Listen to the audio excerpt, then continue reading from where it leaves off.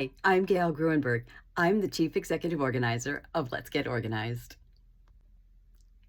Here are 5 ways you can simplify and declutter your life to make yourself happier.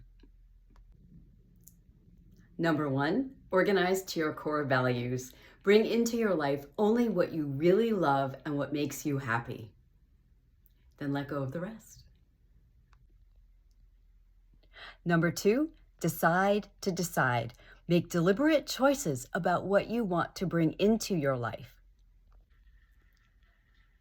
Number 3, stay mindful and in the present. Turn any negative or anxiety-provoking thoughts that might bubble up into positive thoughts.